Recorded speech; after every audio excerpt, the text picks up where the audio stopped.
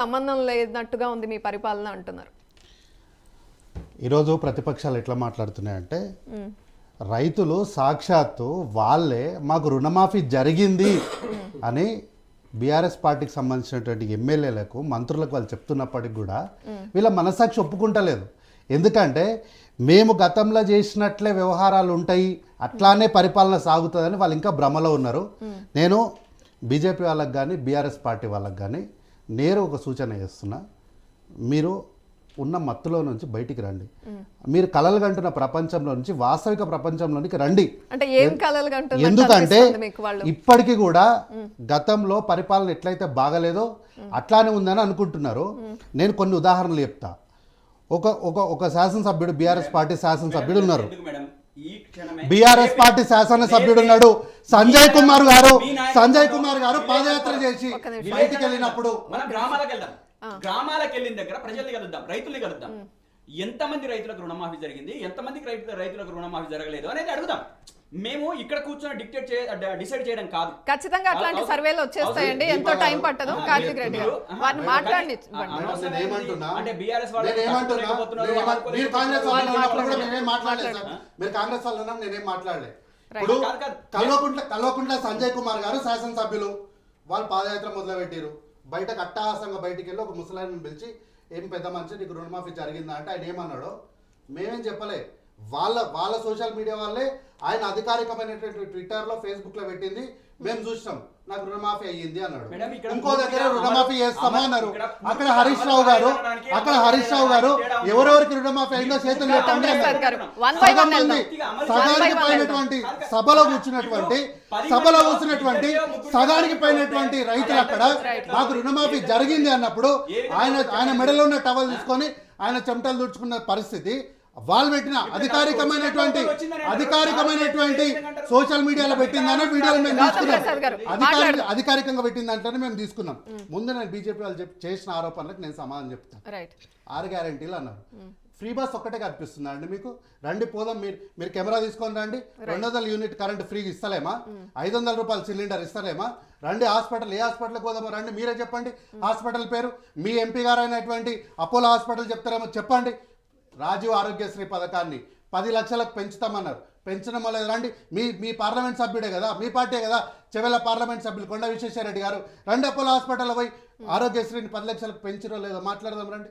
ఈరోజు జరిగిన రుణమాఫీ 4 దఫాలుగా ఫస్ట్ 50,000 ఒక స్లాబ్ కింద చేసినాం, 1,50,000 ఒక స్లాబ్ కింద చేసినాం, 2 లక్షలు ఒక స్లాబ్ కింద చేసినాం. అంతా జరిగింది లేదు, కొందరికే జరిగింది అన్నారు. సరే కొందరు ఎవరో అందరికి జరగలేదన్నారు. తర్వాత మాట మార్చలేదు, అందరికి జరిగింది కొందరికి జరగలేదన్నారు. కొందరు ఎవరో రమ్మని చెప్పినాం, ప్రజాపాలన కేంద్రానికి రమ్మన్నాం, వాళ్ళ దగ్గరికి వెళ్ళి అర్జీలు తీసుకున్నాం. ఈరోజు 30వ తారీఖు నాడు వాళ్ళకు పూర్తిగా సంపూర్ణంగా 2 లక్షల వరకు రుణమాఫీ చేసినాం. ఇది 6 గ్యారెంటీల భాగం కదా. ప్రతి ఒక్కరు అంటే ముఖ్యంగా బీజేపీ వాళ్ళు బీఆర్ఎస్ ఏంటంటే మీరు 6 గ్యారెంటీలు చేస్తలేరు అన్నారు. వీళ్ళు అన్నమాటలు నిజమే అనుకొని సాక్షాత్ ఈ దేశ ప్రధానమంత్రి అయినటువంటి నరేంద్ర మోడీ గారు కూడా వాస్తవాలు తెలుసుకోకుండా హడావిడిగా ట్విట్టర్లో ట్వీట్ పెట్టినప్పుడు కింద నుంచి సార్ మేము ఇవన్నీ చేసినామని ఆధారాలతో సహా రిప్లై ఇచ్చేసరికి వారు ఆ ట్వీట్ని డిలీట్ చేసుకున్నారు. సో ఈ దేశ ప్రధానమంత్రి తాను చేసిన ఆరోపణను, తాను చేసినటువంటి వ్యాఖ్యలను వెనక్కి తీసుకున్నాడంటే మేము చెప్పిన మాటలు నిజమే కదా. ఇంకేం కావాలి సార్ మీకు?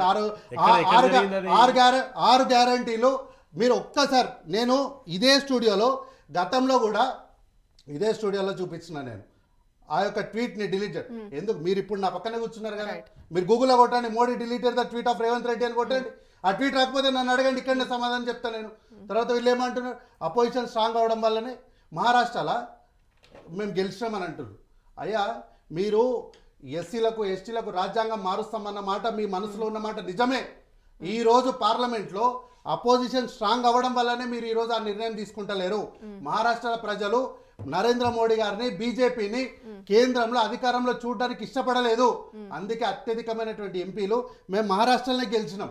మేమేం పేదల ఇండ్లను మాకేమి పేదల ఇల్లు కూల్చాలని అసెంబ్లీ ఎన్నికల్లో ఓడిపోవడానికి నిటారుగా అక్కడ ప్రజల యొక్క మనోభావాలపైన, మరాఠీల ఆత్మ గౌరవాలపైన నిలబడినటువంటి పుట్టినటువంటి పార్టీలను నిటారుగా నిట్ట నిలున చిల్చేసి ఈ రోజు ఎన్నికలు జరిగి ఇన్ని రోజులు అవుతున్నప్పటికీ మీరు ముఖ్యమంత్రి ఎవరు చెప్పుకోలేని పరిస్థితి. చెప్పండి, ఏక్నాథ్ షిండే గారే కదా ఆ రోజు మీకు ముఖ్యమంత్రి అభ్యర్థి. ఎందుకు మీరు ప్రకటిస్తలేరు ఈ రోజు? ఎందుకు పోనీ ఫడ్నవీస్ గారినైనా మీరు డిక్లేర్ చేయండి. కానీ మీరు ఈ రోజు చేయకుండా మహారాష్ట్ర ఎన్నికల గురించి, ఈ రోజు రుణమాఫీ గురించి మాట్లాడండి. ఈ రోజు రుణమాఫీ గురించి ఇక్కడ మాట్లాడకుండా రాజ్యాంగం మారుస్తామన్న టాపిక్ ఎందుకు? ఒక విషయం. రెండోది, హైడ్రా గురించి మాట్లాడరు, మూసీ గురించి మాట్లాడరు. పేదల ఇండ్లపైన భూములు గుంజుకోనిక కాంగ్రెస్ పార్టీ ఏమి ఇక్కడ లేదండి. కాంగ్రెస్ పార్టీయే ఇందిరమ్మ రాజ్యంలో ఇందిరాగాంధీ గారే పెత్తందారుల వ్యవస్థను నాశనం చేసి పేదలకు, ఎస్సీలకు, ఎస్టీలకు, బీసీలకు భూములు ఇచ్చిన చరిత్ర కాంగ్రెస్ పార్టీది.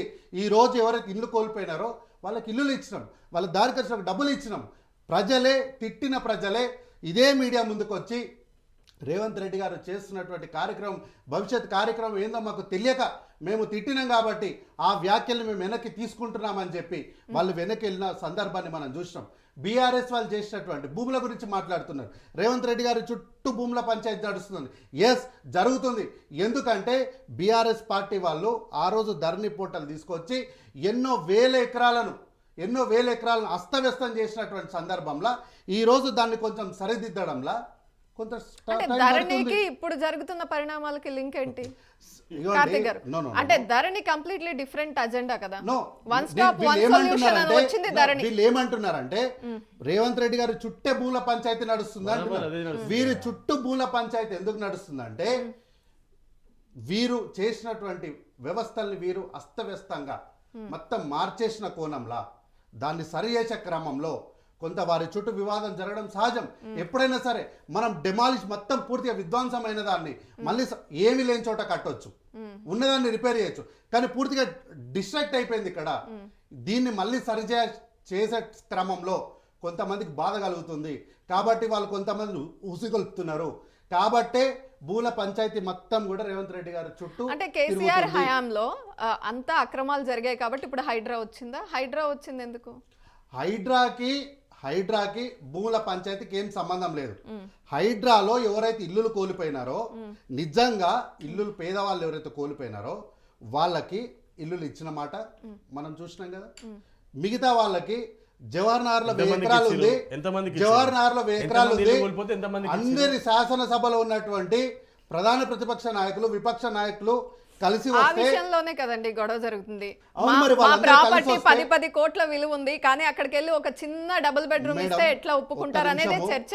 వీళ్ళు 10 కోట్లు సంపాదించారు కదా, వీళ్ళు 10 కోట్లు సంపాదించారు కదా. 10 కోట్లు సంపాదించిన వాడికి ఎంత తెలివి ఉండాలి, ఎంత చదువుకొని ఉండాలి. వాడు ఆ భూమి కొనేటప్పుడు అయ్యా ఇంతకుముందు ఈ భూమి ఏంది, ఇది అగ్రికల్చర్ ల్యాండా, ఏం ల్యాండ్ ఇది? అధికారులకు తెలియలేదా? ఒక నిమిషం, అధికారులకు తెలియలేదా అప్పుడు అప్రూవల్స్ ఇచ్చిన వాళ్ళు? ఎట్లా ఇచ్చిన? వాళ్ళ ప్రభుత్వం, సామాన్య ప్రజలకే లేకపోతే లేదు. 10 ఏళ్ల క్రితం 10 ఏళ్ల క్రితం కూడా పర్మిషన్స్ ఉన్నాయి. 10 ఏళ్లలో కట్టినటువంటి మాక్సిమం ఇండ్లు, 10 ఏళ్లలో కట్టినటువంటి మాక్సిమం ఇండ్లే కూలిపోయినాయి. మాక్సిమం 99%, పోనీ 95%. ఈ 10 ఏళ్లలో జరిగినటువంటి అక్రమాలు ఇంట్లో కూలిపోయినాయి. ఎక్కడైనా అరాకొరేమైనా ఉండిండొచ్చేమో కానీ సింహభాగం వీళ్ళ అధికారంలో ఉన్నప్పుడే అధికారుల తప్పుల వల్ల అక్కడ కన్స్ట్రక్షన్స్ జరిగాయి. అధికారుల తప్పని నేనేమనను, నేరే అధికారుల తప్పేమని నేనేమనను. అధికారుల పైన వీళ్ళు పెట్టిన ఒత్తిడులు ఏమున్నాయో బయటికి రావాలి.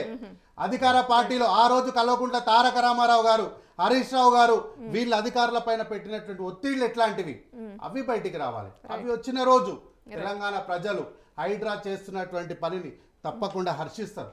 కాబట్టి ఈ రోజు సబ్జెక్ట్ లో రుణమాఫీ జరిగింది కాబట్టి ప్రజలు సంతోషంగా ఉన్నారు. ఒకవేళ మీకు ప్రజలు సంతోషంగా ఉన్నారా లేరా అంటే సిద్ధంగా అండి. సంక్రాంతి తర్వాత ఎన్నికలు అన్నారు, ప్రజలు మీకు బుద్ధి చెప్తారు. లోకల్ బాడీ ఎలక్షన్స్ లో క్లియర్ కట్ గా తెలుస్తుందా? ఆ నమ్మకం ఉందా మీకు? కాంగ్రెస్ పార్టీ 100% ఉంది మేడం. ప్రజలు మీ వైపే ఉన్నారు, ప్రజలు 100% మా వైపే ఉన్నారు. ఈ గతంలో కూడా ఇదే ఛానల్ వేదిక చెప్పినా, ఈ రోజు కూడా చెప్తున్నా, 95% ఆఫ్ అన్ని సీట్లు క్లీన్ స్వీప్ గా కాంగ్రెస్ పార్టీ గెలుస్తుంది. ఎందుకంటే రుణమాఫీ జరిగింది, రూరల్ ఏరియానే కదా. రండి రెఫరెండం కి పోదాం. రైట్ సాదిక్ గారు, అధికార పార్టీ విపక్షాల వాదనలు చూసుంటారు మీరు. ఇంతకు ముందు మన డిబేట్లోనే ఖచ్చితంగా కాంగ్రెస్ పార్టీ కొంత స్పీడ్ పెంచే అవసరం ఉంది, నిదానంగా వెళ్తోంది అన్నారు కదా. రైతు భరోసాతో కొంత స్పీడ్ పెరిగిందని అనిపిస్తోందా, ఏమనిపిస్తోంది మీకు? స్పీడ్ పెరగడం కాదు కానీ